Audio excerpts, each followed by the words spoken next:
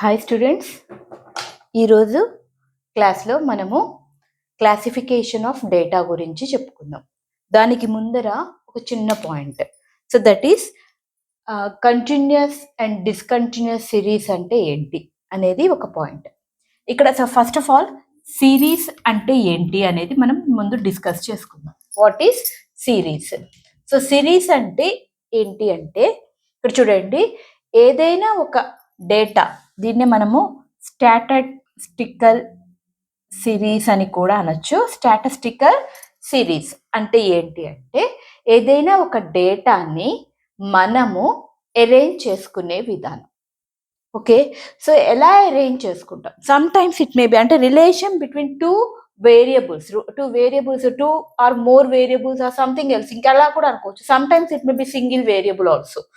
Let us take, ఇప్పుడు ఒక class ఉందనుకుందాం.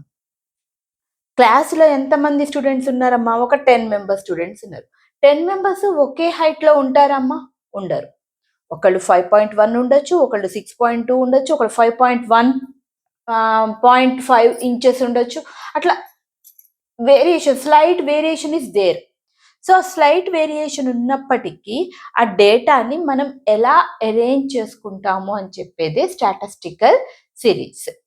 ఇలా ఇది మనకి జనరల్గా 2 మెథడ్స్లో చెప్పుకుంటాం. That is continuous and discontinuous. Continuous series and discontinuous series.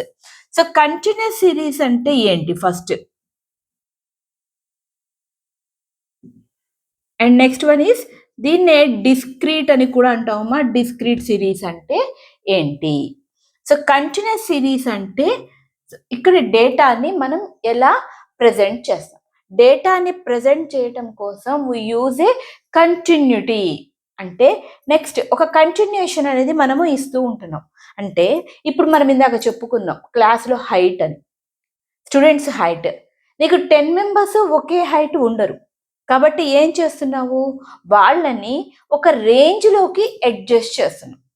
So that is 5 to 5.5 inches and 5.5 to 6 inches, 6 feet, and next one is 6 to 6.5.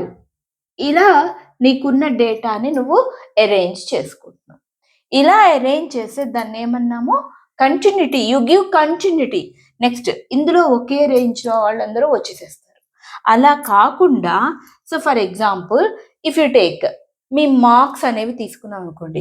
Maybe for example out of 20 మార్క్స్కి 10 marks వచ్చిన students 2 ఉన్నారు, 12 marks వచ్చిన వాళ్ళు 3 ఉన్నారు, and 14 marks వచ్చిన వాళ్ళు 1 ఉన్నారు, 18 marks వచ్చిన వాడు 1 ఉన్నాడు, అండ్ 20 మార్క్స్ వచ్చిన వాళ్ళు 2 ఉన్నారు.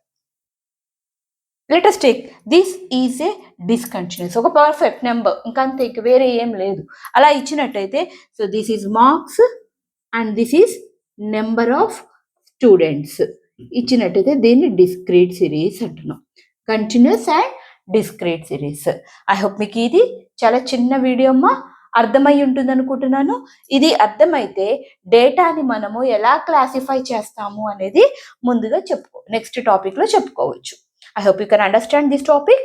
ఒకవేళ మీకు నచ్చినట్టయితే ఈ స్మాల్ టాపిక్ని మీ ఫ్రెండ్స్కి షేర్ చేయండి, లైక్ చేయండి అండ్ సబ్స్క్రైబ్ చేయండి. అండ్ ఏమన్నా డౌట్స్ ఉన్నప్పుడు అడగండి. Waiting from Sharada's learning hub. Bye.